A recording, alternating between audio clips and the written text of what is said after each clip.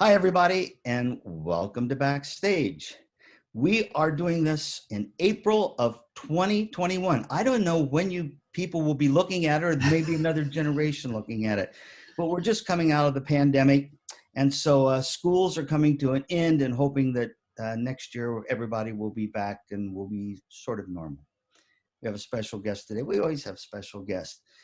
But if you want to have some fun, just Google Antonio Garcia and be prepared to read all the names of anybody in the jazz field who is anybody. And Tony has worked with them or written for them. He's written books. He's head of the jazz program at Virginia Commonwealth University, etc. It goes on. He's been around the world. He's done it. He's the real deal. But all of that pales in comparison to the great personality he is. And he's a dear friend. How are things going in Richmond, Virginia, Tony? Well, thanks for asking, Tim, and thanks for having me here on Backstage. It's an honor. Things are going pretty well, all things considered. And in light of the pandemic, when anyone might be viewing this in the 50 years from now, we've done pretty well in Virginia. So we've been in-person instruction at VCU for all but 5 weeks since last August. And our students are, matter of fact, giving a concert tonight. We've got 8 concerts in April. To make happen, all live, some hybrid. So things are going all right. Thank you for asking. Oh, it's a good way to see you make it work under any circumstances. Would you give us a thumbnail sketch, Tony, of your background and like that so everybody knows? Well, as I like to say, I chose my parents carefully because I was born in New Orleans, and that really helped. Looking in retrospect, that was a good choice. So I chose my parents carefully. AM radio was freewheeling, especially in New Orleans, but there were no, playlists. So you got to hear pop music, but at the same time, all this great New Orleans music that happened. There were 6 kids in the family. I was 5th out of 6, and all of us studied some form of music. My parents were not musicians, but they encouraged it. But at the same time, I gave up piano lessons when I was probably 8 or 9 because I'd started them, but they were on Saturday mornings in the summer, and I was missing the Superman Batman hour, and I was not happy about it. So I told my folks, I got to quit this piano stuff. This is not working for me. And so that was my astute start as a musician. I had asthma, so there were reasons why I shouldn't have been playing the trombone later. But in my high school, we didn't have a jazz band until my senior year. So I don't think I'd even heard about Miles Davis or Charlie Parker really until I was a freshman at Loyola University there. But I was hearing a lot of great music. There was no question about it. And that made a huge difference just growing up in that environment. My first public gigs were probably, other than playing with some friends, was probably playing in front of 80,000 people at the Superdome in New Orleans, because my band director at Loyola, Joe Hebert, who I'm sure you know, he directed the New Orleans Saints band, and he hired mostly pros, but also some of his students to help educate them. And so I would sight read in front of 80,000 people every other Sunday. And every 6 weeks or so, I'd get to maybe solo on the Saints Go Marching In. And this was a great education. And then later he recommended me to sub it, as when everyone apparently who owned a trombone was busy. I got to sub at the Fairmont Hotel's Blue Room Supper Club when I was a sophomore in college. Backing up at that time was Vicky Carr, but 2 weeks later was like Ella Fitzgerald, and 2 weeks later was George Shearing, and 2 weeks later was Billy Eckstine. 2 shows a night, for 2 weeks at a time, while I was a sophomore in college. So I was getting an incredible education, learning, inside and outside of the school. And that I never took that for granted. So I had a lot of problems playing the trombone and playing jazz. And I tell my students I was a very late bloomer. I didn't play my first decent jazz solo until my mid-20s. But all the struggles that I had as a player and as of the instrument and in jazz ended up that I discovered I had strengths as a teacher. Once I'd learned how to play and write well, and of course I'm still trying to play and write well better tomorrow, but it gave me a special understanding of the challenges that my potential students had. And so that pivoted me into that. And for the last decades, I guess I started teaching full-time in '87. So I taught for 6 years at Northern Illinois University, running the jazz program there, 8 years at Northwestern, running the combo program there. And then since 2001, I've been at VCU and really enjoy it here in Richmond the last 20 plus years, 20 years. You know, Tony, you dropped those names, Ella Fitzgerald, Lord Cherry, and I'm like, Yeah, me too. you could not have, you couldn't buy an education like that if you wanted to. You couldn't put it together. No, it's really, it's one of the reasons also why I left a tenured position at Northwestern University to come here to VCU, because there are relatively few places where a student can have those kinds of experiences outside of the school while being in school as an undergrad. And for jazz, I think Richmond, Virginia, and New Orleans, Louisiana are two of those cities at a low cost of living. You might have those experiences in New York or LA or various other cities that have wonderful opportunities, but it's also going to cost you to live there. And so my students here have a lot of the same kinds of experiences, not always with an Ella or a Billy Eckstine, but they have tremendous amounts of playing jazz and commercial music opportunities as soon as they walk out of the door of school. And that's something that I felt was essential to my scenario for teaching. And so my students graduate with some business savvy here and a lot of musical experience that maybe isn't possible at a lot of other great schools because of where we are. You could throw $5 million at a city and say, create this vibe, and they couldn't do it. Yeah. You know, a lot of teachers watch this, obviously, and we're in the teaching field, and you know, we're so glad that you're one of our Bach clinicians and the head of the jazz part for Conn-Selmer Institute. But can you talk about, I didn't know Joe Aber was your band director. Oh yeah. I mean, and he was my band director when I was still in high school. So and I had so many mentors along the way. You know, in high school, I had a gentleman named Marion Kaluta and a gentleman named Logan Boudreau, and they both, you know, they introduced me to opportunity. Joe, well, let's put it this way: Marion Kaluta allowed me to play a jazz solo on the football field before that was ever possible. You know, nobody would do that, and he allowed me to rearrange a piece for concert band to feature the trombone section, and gave me, you know, one of my first writing opportunities. And Logan Boudreau started the jazz band there in my senior year. And so those were great things. And then while I was there, I was going to summer band at Loyola University, summer music camp, jazz and classical. So I had older sisters who had gone there. And so you know, Joe Aber was considered to be part of the musical family. And so I studied concert band under him, but also jazz band. And in those opportunities, I got a chance to write music for the first time for big band. And the kid in front of me soloing on alto sax was some guy named Branford Marsalis. You know, the guy behind me was some guy named Winton. The next year was Donald Harrison and Terrence Blanchard. So I was learning like crazy because I was surrounded by like-minded people who loved the music, who wanted to learn, but also knew more than I. And so then I went on to Loyola University to study there, and I had great mentors, not only Doc Aber, aside from all the music that he gave me, you know, the music that he taught me. When I applied to get into, I went, well, he was running the jazz program. My second year in, he brought in a guy named John Mahoney to run the jazz program.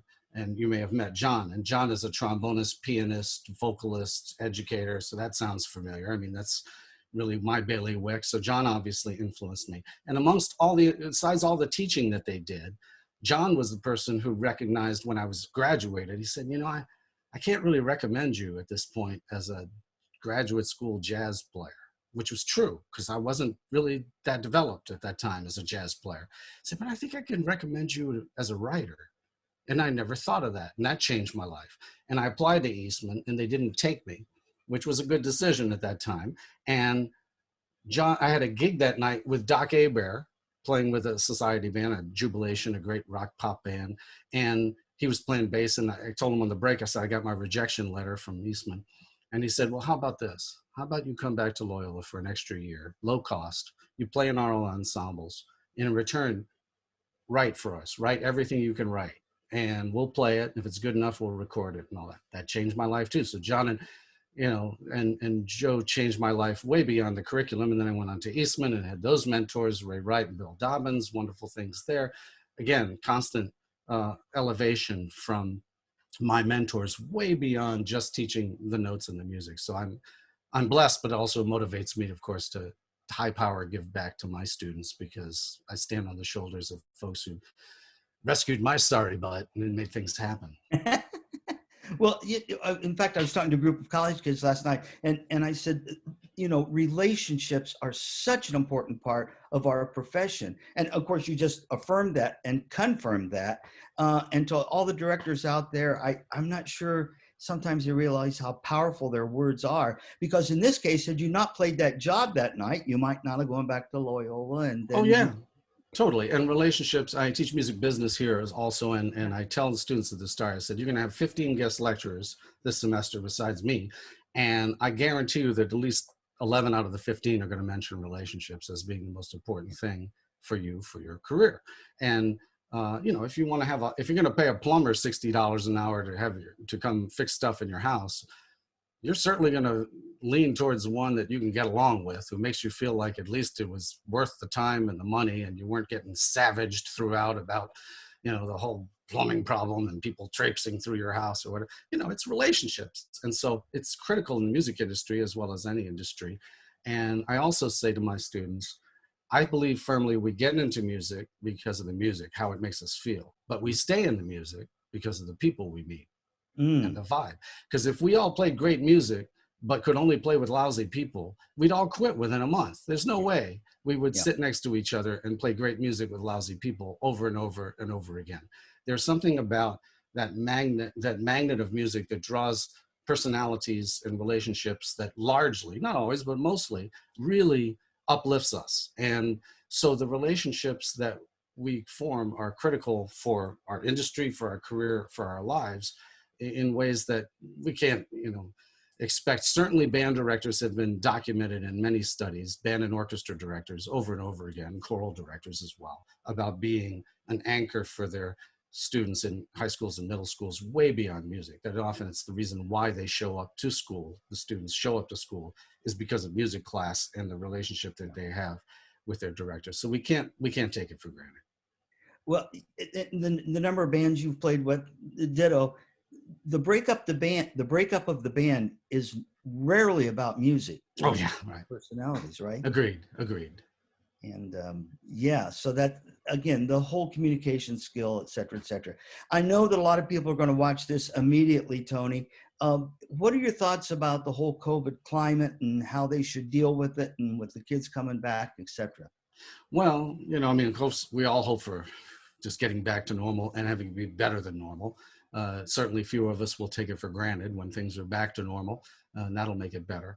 But there are some silver linings if we do have to, for the times that we have to be more in a remote scenario. And one of them is certainly that our outreach is further than ever. I mean, you and I and others have certainly done workshops as far as we can travel, but the bottom line is in 10 seconds, we can be anywhere in the world and sharing thoughts and helping people. And we do. And so that's a silver lining. We're now better equipped. We understand more about the technology. We get better sound, all those things. So that's great. We can share resources from our computers like this. Here's this score, here's this music, here's a variety of things that I've created. And so that is a lot different than having to stuff it in a suitcase. So for all the tragedy involved and for the harm that it's done to music education, no doubt, there's at least some silver lining there. And one of the silver linings that I've found also is that if we have to deal with remote teaching in various situations, there's a lot of concern about latency, about being able to play together simultaneously. But there's so many things we can do that are not latency affected. So, if I play a chord on my keyboard, which I believe you can hear now. So, if I play a chord on my keyboard, I can have my students play themes over it, whether they're written or improvised. I can have them arpeggiate and do scales, and I can really sense whether they understand the tools of the trade. They can play ideas. I can play ideas back. So there's a lot of things that maybe if we were in the same room at the same time, we might miss. But the fact that we're one-on-one and have to take a moment to pause and listen to each other, we can gain there. But certainly the best silver lining is simply the degree of outreach. I mean, it's really amazing how many people we can reach and how far. And but nothing replaces in person. Nothing replaces the wash of sound, the vibrations that we have, and even the 6 feet apart vibrations that my students have had for 9 months. It's good, but doesn't replace being on packed on the stage like the Village Vanguard and having people shoulder to shoulder making music. That kind of musical vibration is something that's healthy for us. It speaks to us physically as well as mentally. So I'm looking forward back to the time where we can get shoulder to shoulder and packed in like sardines again. I know that when you look at your resume, and I was teasing about it sort of at the beginning, that you've been around the world literally several times with these incredible names. So what is it they say? The overnight wonder is like 30 years old or has invested 30 years. How important has this been for you to know all of these people, to hitchhike to the next people and so forth? Because your career is like, wow, how did you do all of that? Well, you're very kind. Well, I'll tell my students that I am one of the most organized people that I've Yes. met, Yes. but I've never planned my career. And I've only planned how to grow. And I think if my students or anyone does that, if our listening directors and college students do that, I think that bodes very well. I have nothing against people who plan their career and say, okay, well, by 25, I want to be doing this. By 30, I want to be doing it.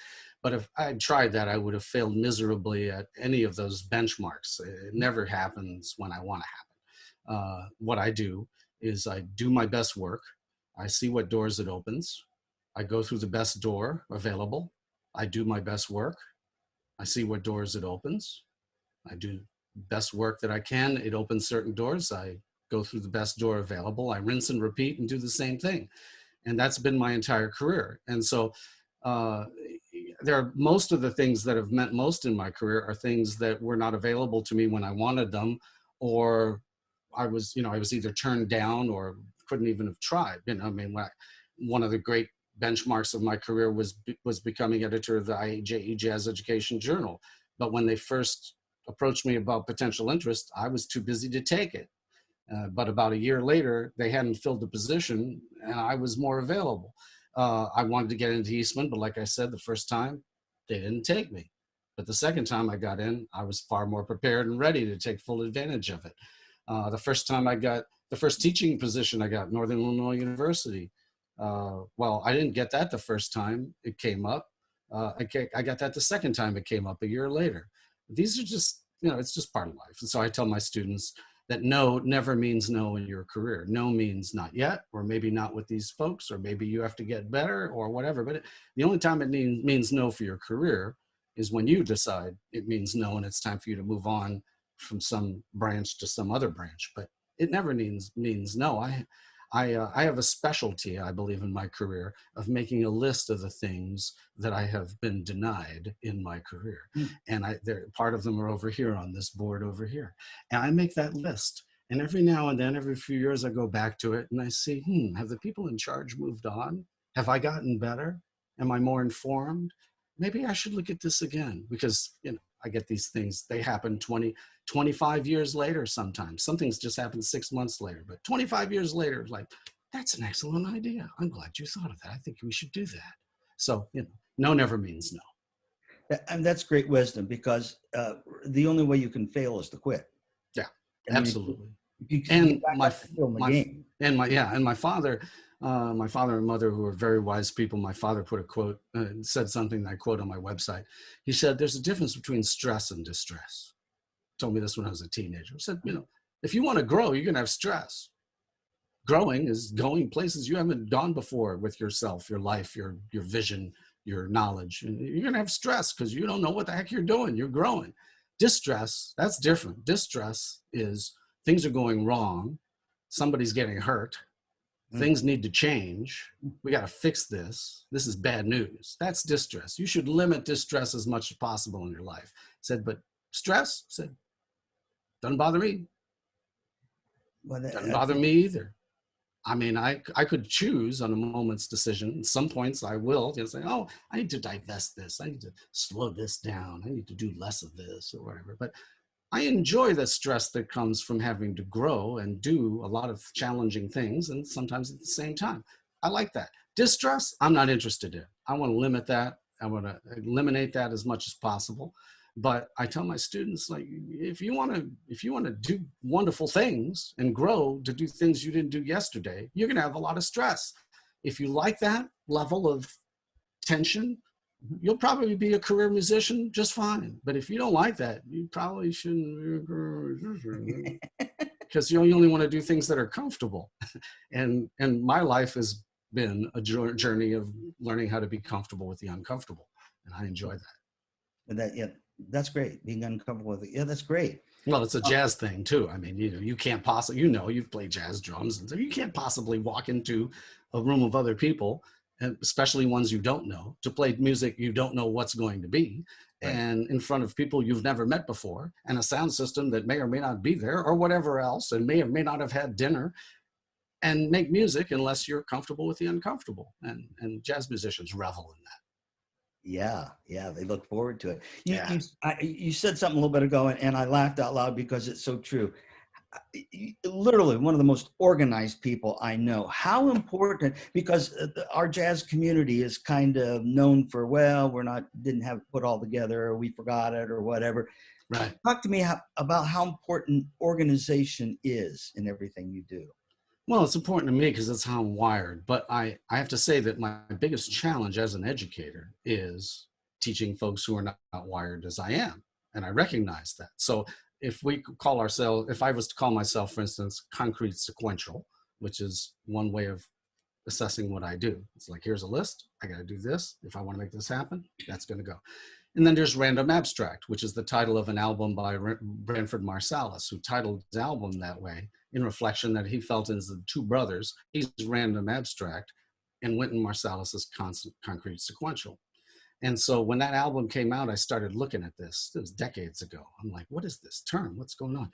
And because obviously they're both very accomplished human beings, much less musicians, and they're great people. I'm like, well, but they're wired differently, And so I have a pretty direct path helping someone who follows lists as I do and can see ahead in a series of steps. But a concrete sequential person may not be a fan of lists, may not even be able to stick to a list, but learns quite as much, or in some ways even more. So a concrete sequential person sees the list, whereas a random abstract sees whatever's shiny at the moment. Like, wow, that's interesting. Let me dive into that.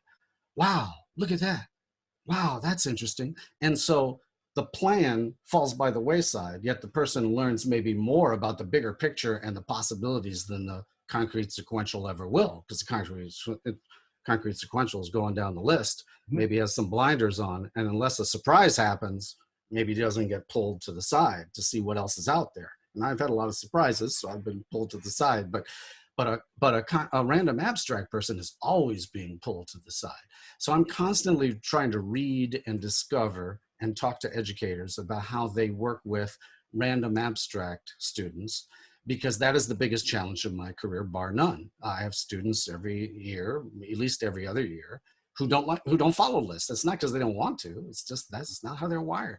So if you have any information on that, anyone out there that you can share with me that you think I haven't run into, I am keen to learn, amongst many other things. Just shoot it to me at ajgarcia@vcu.edu,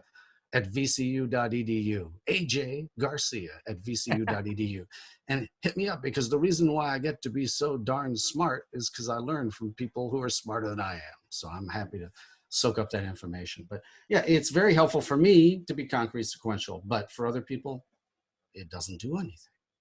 Yeah. I'm going to throw a couple words at you here as we turn the corner and head for the finish line. Yeah. And this will be a fun one because I think we both lean on this one. Communication. How important is communication? Oh, it's everything, because relationships are everything. So building block of relationships, communication. Certainly in the real life world, I don't think I need to explain to anyone watching about how relationships work, but it's communication is everything. There's a guest speaker I bring to my business class who says communication can't be overdone. Right. And I take that with a grain of salt, because I tend to overdo it, but at the same time I get results. So I tend to communicate pretty heavily with people. And I receive 30,000 emails a year. My clicker tells me that it's 30,000 a year, and that's after the spam filter. 30,000 30,000 emails a year. That's just emails. The communication is everything. Yeah, it's well over 100 a day. Yeah, And exactly what I was doing. yeah, So and you're probably, this is not no different from yours, but 30,000 emails a day. So that's not counting the phone or mail or actual human interaction. 30,000 emails a year. So, communication can be overdone. But bottom line is, if you can't take the heat, you got to get out of the career. You can't really have it both ways. You can't say I'm going to build a career without relationships, and I can't say I'm going to build relationships without communication. So communication is everything. Well, those two are, I mean, they're brother sister, right? Because communication is the fuel for trust relationships. Trust relationships has to have communication to Oh continue to yeah, be robust. it's one of the reasons why the Conn-Selmer Institute is one of my favorite places to teach on the planet, because the communication and the relationships are there. Yes, we exchange information, but the person-to-person interaction in and out of the classroom, things that happen out in the greens, things that happen over the dinner table, that level of communication is something that is harder to achieve at a typical conference. It's not impossible, but it's harder because there's so much going on with so many people. Even at the Midwest Clinic, where you and I are both board members of the beloved organization, but there are, in a given week, 17,000 people around, and a very big, but the Conn-Selmer Institute, maybe there's 300, maybe 500 people there and attendees, and it's a family atmosphere. And the atmosphere is ripe for not just the sharing of information, which is wonderful, but for the establishment of family, of really establishing lifelong relationships that tie into learning how to teach, learning how to learn, and not being embarrassed at any point about raising your hand and saying, "Hey, what did you just say? I never heard that before. What's that? Where are you going with this? This could change my life." And I've certainly had my life raised, elevated many times by not only the attendees at the Conn-Selmer Institute, but by the fellow educators who are there, and certainly by the staff who rock my world. So communication and relationships are two cornerstones of what happens at the Conn-Selmer Institute. One last thing, because I think, like you said, there's many things from the pandemic that have surfaced that we should have been tapping long ago, but now it's obvious. How important is it for education and music industry to work together?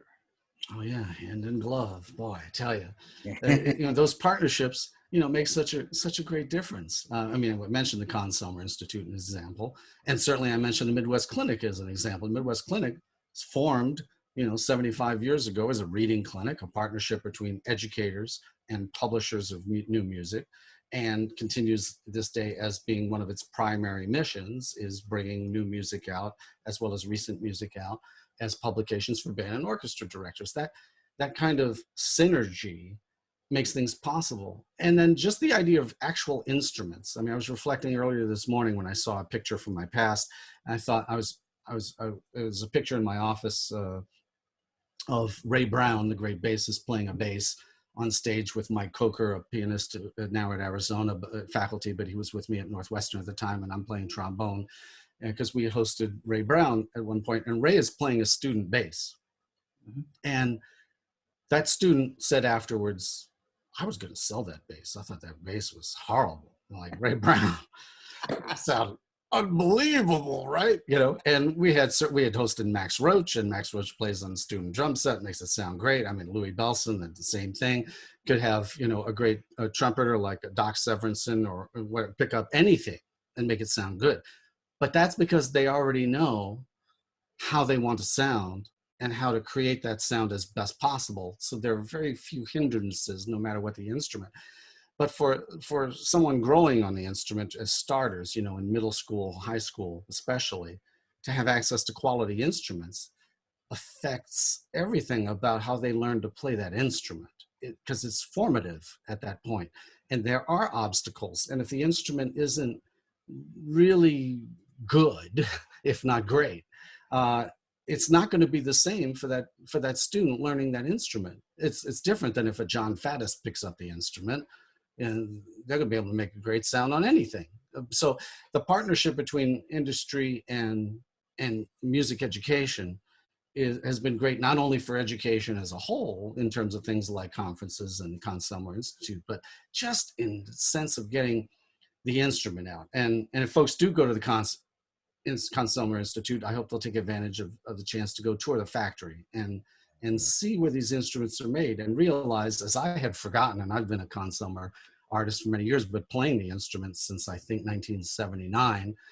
This instrument right here is 1979, as a matter of fact.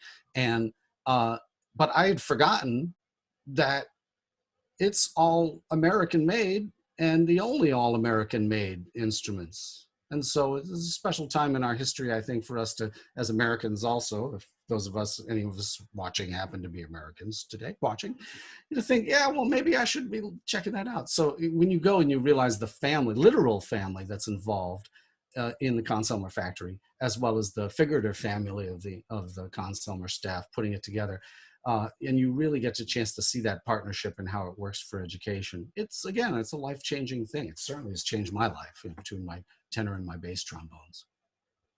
Yeah, that's great. Thank you. Thank you. Well, I told you this 30 minutes would go fast. Oh, yeah. Any last thoughts for all of our people out there as we head down to the next part of navigating these uncharted waters that we're in right now?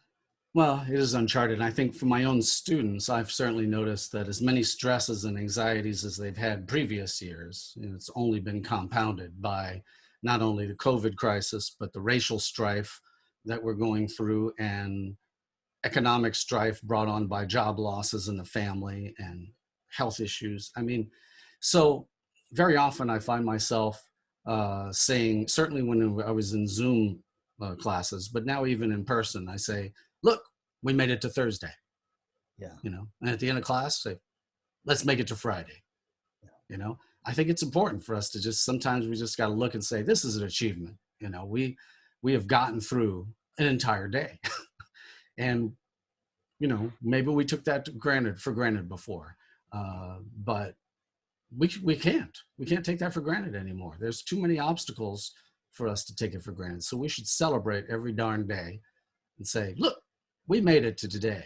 Now let's make it to tomorrow. And if you need help along the way, call out, let me know. If Yes. Let's support each other. So that's my final call, is let's make it to tomorrow. And if you need help, let us know. Let's figure it out together, because tomorrow's worth making it to. That's great advice.